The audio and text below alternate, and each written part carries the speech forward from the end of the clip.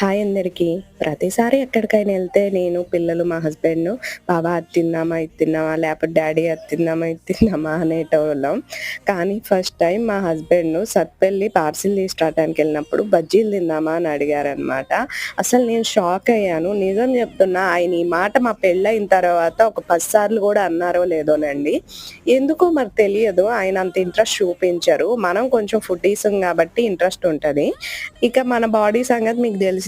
ఏ కొద్దిగా తిన్నా ఊరిపోతాము. మా హస్బెండ్ బాడీ ఏంటంటే ఎంత తిన్నా అంతే ఉంటదనమాట. అదొక గుడ్ లక్ ఆయనకి. నాది ఇదొక బ్యాడ్ లక్ అనమాట.